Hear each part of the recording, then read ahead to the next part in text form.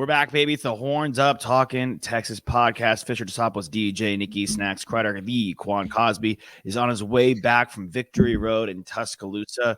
We tweeted out yesterday 34-24 on the back of Nikki Snacks, Crider, and Quan Cosby calling a 10-point victory. And guess what, gentlemen? We hit the nail on the head. The Texas Longhorns went in as 7-point dogs.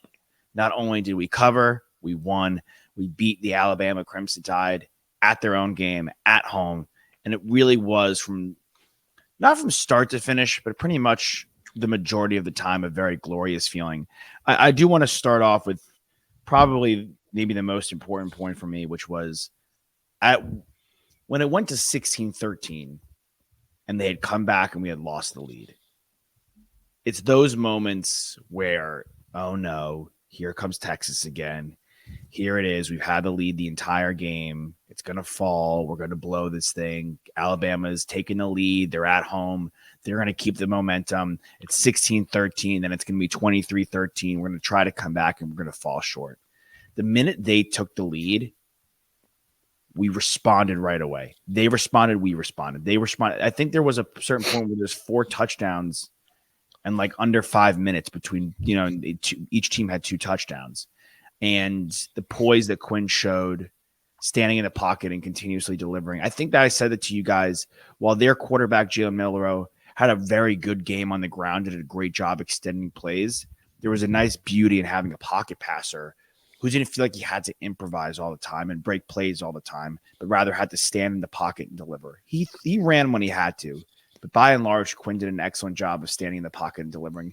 We called for a Jatavian Sanders game. We absolutely got what we wanted. A.D. Mitchell delivered the final blow and was very fitting. A guy who's played Alabama a few times in his own right when he played at Georgia.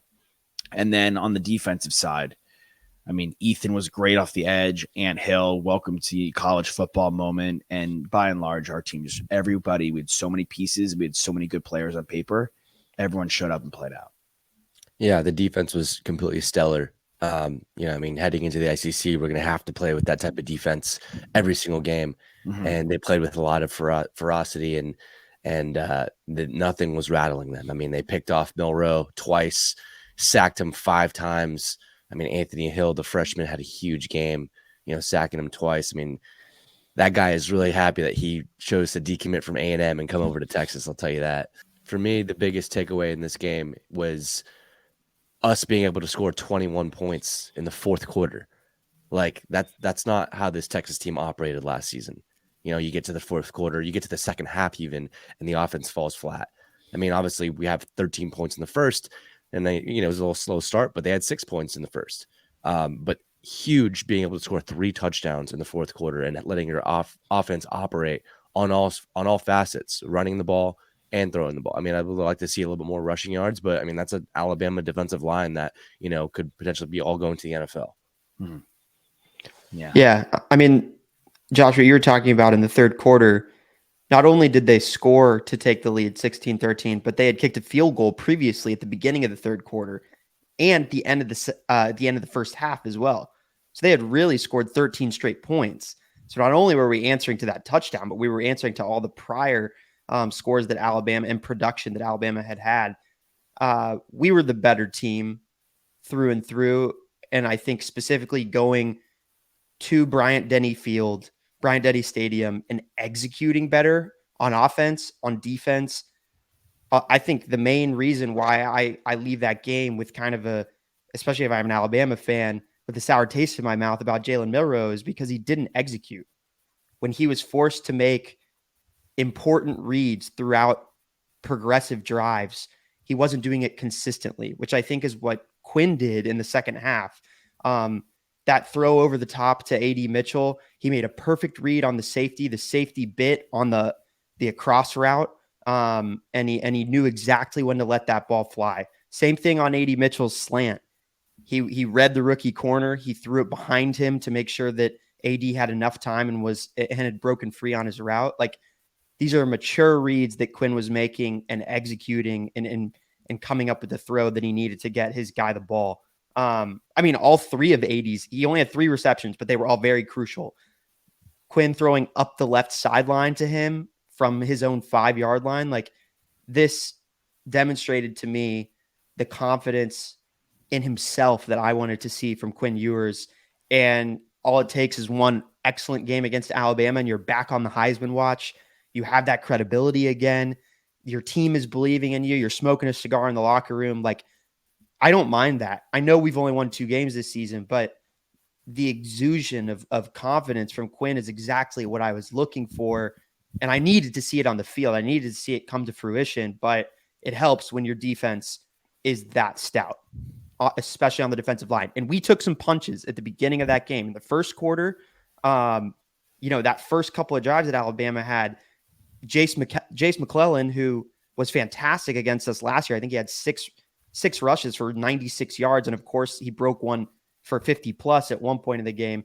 He seemed to be effective. Milroe was effective, and they were kind of gashing us, but we stood firm. PK and the defense reset the tone. And just the fact that we were able to bounce back in so many different fashions in the second half from an offensive standpoint, in the first half from a defensive standpoint, our imprint was all over that game. And special teams was excellent. From the first punt that we had, we downed within the 5-yard line. I was excited to see what we were going to do the rest of that game because I knew we were prepared for that game. Mm-hmm. Yeah, there's 100,000 people there yesterday, which is crazy. I mean, I know it's not something. I know it's something we're used to, but obviously still extremely loud. I got punched in the face. It's crazy, right? Nick got rocked in the face. I mean, I completely agree with you, Toss. Like, there were times where we wanted them to spy Milroe a little more, but our front seven really just stood in there. I mean, we came into the season like, all right, Barron Sorrell's our pro, and while he's been good, like, there are other guys in this defensive front seven that have been really phenomenal. T'Vondre Sweat has been nothing short of maybe our best player on defense, as good as Ethan Burke has been. T'Vondre Sweat's been fantastic. Jalen Ford, I know he had that ball go through his hands, unfortunately yesterday for a touchdown to Alabama, but other than that, he's been pretty stellar. And David Gabenda has been awesome too. So our upperclassmen are really stepping up nicely, and that's obviously something you want to see, is these guys who have stuck with the program now for 2 different head coaches, have been through the downs, have been through the ups, really come in and deliver on the road.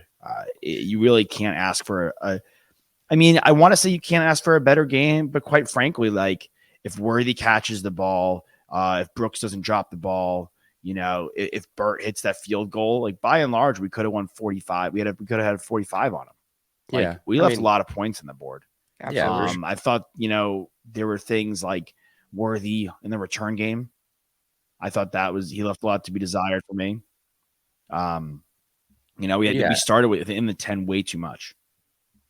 Yeah, for sure. I mean, I think there was a lot of, some jitters, maybe, some miscues that, I mean, the Worthy drop touchdown, that it's kind of unacceptable, but, I'll give him the benefit of the doubt, being on that big stage. I mean, but that's going to be the rest of the season. You got to perform every single play. For me, it's like, as a Texas fan, we're so used to having the little things go wrong, right? Like having the Jalen Ford going right through your hands for a touchdown. However, this time it gets called back because they have a legal man downfield. So that's not a touchdown, right? Like, right. You need these little things to go your way. And there was a lot of things going our way in that game. There was plays getting called back for Bama. There was finally some pass interferences getting called on, for us. Yeah. Just little, like, fumbled balls, that are ending back in our hands, like those things that went our way. That were the right calls by the refs, but they don't always make those calls for us. So I shout out to the officiating for calling a clean game, honestly. Like, in review of that 4th down, what ended up being a conversion, it was called on the field that Quinn had the snap and then fumbled it, which would have meant that it would have been down, where Jonathan Brooks recovered the ball. But then on further review, and they actually overturned that, which they don't always overturn that, whether it's the right play or the right call or the wrong call. And they did. They made the right call. And I still think that it's a bit of a weird rule, the ineligible man downfield, depending on the play and the circumstances. But I am appreciative of the fact that it exists in the rule book on that play. And Ford, he won't let that next one go through his hands. And the other, Whittington also had a drop on a tougher catch. That would have been a nice 3rd down conversion, which would have kept the drive going. But third and long, I thought we held our poise. Fourth down, I never felt like Sark was pressing. I felt like he was always in control of what he wanted to do. I didn't feel like Saban and the defensive game plan for the Alabama Crimson Tide really was forcing Sark in an uncomfortable position. Mm-hmm. And I think a lot of that has to do, again, like just with the confidence he has with his quarterback and those guys. Like, we were scheming guys open, like the Jatavian Sanders play where he took that ball 60 yards to the 5-yard line. That was schemed open perfectly. And Quinn made the exact right read at the right time.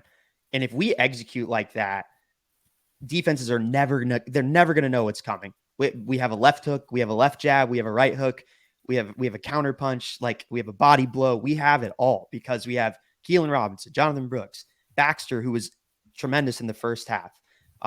So many different weapons. I mean, Xavier Worthy had 6 receptions. I think 5 of his receptions and his 1 rushing attempt all came on that one drive in the second quarter where it was after the drop. And we were like, look, we're going to get you involved in the offense. He has to be ready, for those moments going forward, putting up statistics that Marvin Harrison Jr. did yesterday, because I think he should be in the running to potentially win the Biletnikoff at the end of the season. He has that talent, but I think this is kind of just the beginning for us because we can continue to get to that next level. Yeah. I'm looking at the penalties too. We had 4 penalties this game. That's it. I mean, 40 yards, total. They had 10 for 90 yards. So, I mean, when you're winning the penalty battle, it's not. I think 2 of our penalties were false starts that we were fine taking anyway. Like, one was for punt position. I think maybe another one was for timing. The delay game. Or the delay game. Yeah. So. Yeah. So we were clean. We were very clean. I really you got to give it up to Sark. He schemed well, called the plays the right way. We weren't frustrated at any point with his play calling. I don't feel like. Yeah, I mean, it's very clean game. Nice revenge game. Felt really good. I mean, we now control our own destiny. Like 100%. It's like you have to. Baylor is 0-2. Texas Tech is 0-2. You have to now, yes, be excited. You went into Tuscaloosa and beat Alabama a year before you go play in the SEC. But you have to now go take care of business and treat every game as seriously as you treated that game. I mean, yeah, Sark was phenomenal. They did it to us too. Like, throwing guys in motion really can disturb a defense. And Sark had that in spades. There was guys moving all across the field for us, which was great. I was really impressed by that. And I think, again, just, a couple little things. Like, it was really awesome to see when I thought the game could potentially unravel for us, it unraveled for them. When we were at a bar, all of us, and they played Shout and everyone went ballistic when we were up 27-16, they came, they scored, they get the 2-point conversion. We were like, oh no, we celebrated too early. And then we came and we answered. Hit him right back in the mouth. Hit him right back in the mouth. There was just so much resilience and so much retaliation with this team that you just never saw in years past. And I think what it was the calm, cool, and collectiveness that Sark had, and the poise that he had, and the poise that Quinn had, and the poise that, a lot of our players had. Like, you bring up the penalties, like, when things are going haywire, like, people tend to make mistakes and get grabby. I think any penalty we had was by, like, even the one penalty, that pass interference where they could have caught a touchdown, like, that was probably a good penalty. And, Xavier Worthy, like, on that pass he threw, drew a penalty, a pass interference. Like little things like that, like, were big plays in the game. Yes, the drops, yes, the bad punt returns. But I think once we get to Big 12 play, like, if he has his sights set on a Biletnikoff, like, great. Like, he'll have a shot. To me, honestly, let these Pac-12 kids put up the numbers. Let them put up the numbers. Yeah. You get the awards at this point, whatever. Like, I think this team has bigger fish to fry. I think we are in a prime, like, us, Florida State. Those are 2 organizations that are in prime position to really make a serious run and put themselves in a position to go to the playoffs. Yeah, no, it's a really fair point. I mean, I'm sure Georgia fans were a little bit upset that Stetson Bennett didn't come home with the Heisman, but I think it was okay when, they won 2 national championships. I mean, I think we could care less. I think we would take a national championship every day of the week, 3 times on Sunday. over Quinn winning the high, and Quinn too. I mean, look, if we win the Big 12 and we get to the college football playoff, Quinn will be in the Heisman race. Like, we're the University of Texas. He's our quarterback. Yeah. Like that means that holds a lot of weight. Maybe not as much in the Biletnikoff standpoint and just from the positional awards, but it just, you have so much clout as the QB of the Texas Longhorns when we're winning.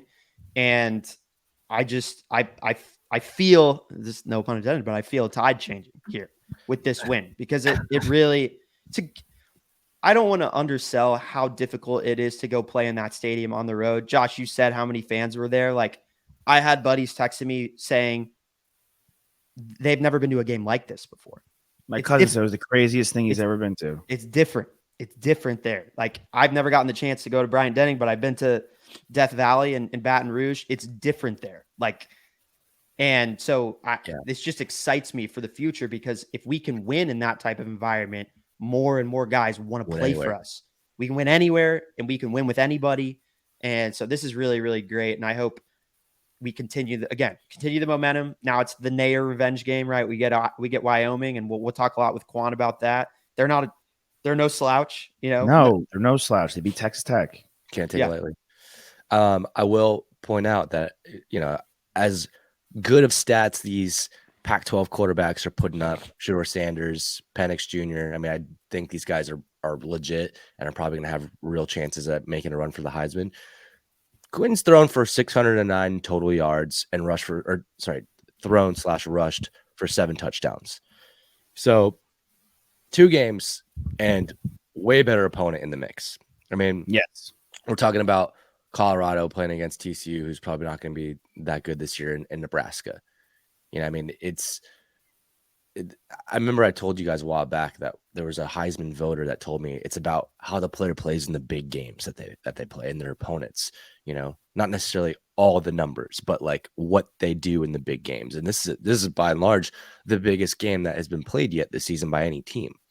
You know, maybe the Florida State LSU game, but like, this is a huge seal of approval on a Heisman race for Quinn. And Tosh, you're right. If we're heading to the college football playoff, he's going to be in the mix, because we're playing so well, you know, barring injury, of course. Yeah. The one thing, we ran for 111 combined yards in this game.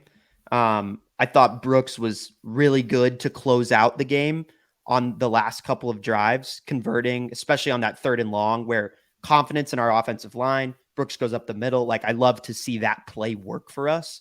And it was kind of the play that sealed the deal. But I'd love, against a lesser opponent like Wyoming, or at least one of these games upcoming on our schedule before we get in that second half of conference play where we go on the road and we have some really tough games, for the rushing attack to dominate a game. I'd love to see that happen, where the offensive line just wins, because I want to see us win in multiple ways, because I think that just makes us more dangerous as an offense. Yeah, it's harder to game plan, harder to scheme for. That game's coming. It is. I mean, I think with this game, you know, Sark knew what kind of defense he was going up against, and so when our receiving room, and I say this with full confidence, I think it's the best in the nation. I don't think that there's anyone that comes. Maybe Ohio State is pretty close because they have Marvin Harrison Jr., but I think in terms of just balance and depth, there's no one deeper than our room. And so when you have that huge weapon against one of the top defenses in the nation, you have to use, you know, your best guns. You really do. Full force.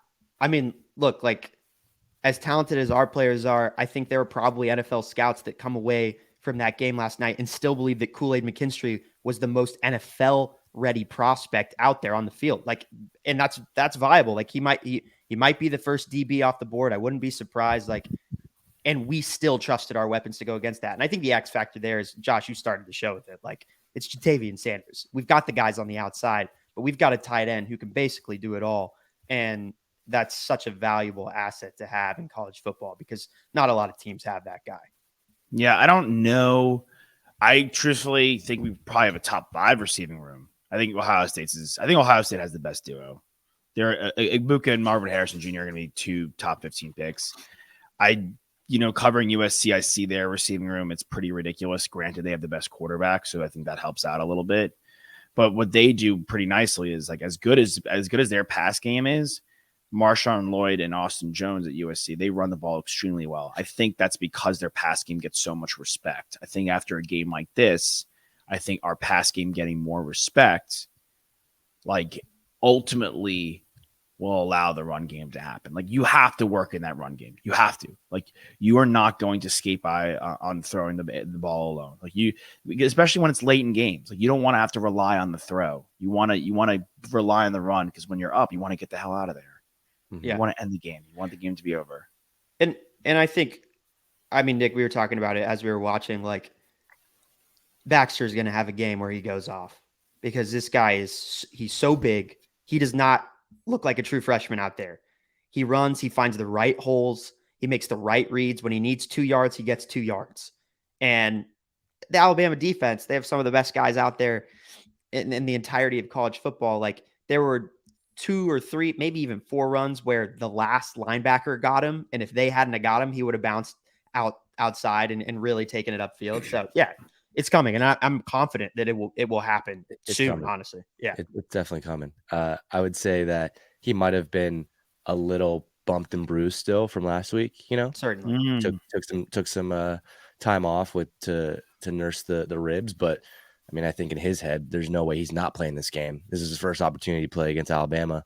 So, there was probably a little bit of the reason for his productivity being so low. But yeah, I was still impressed. Yeah. I think there's a world in which he gets more involved in the receive game too.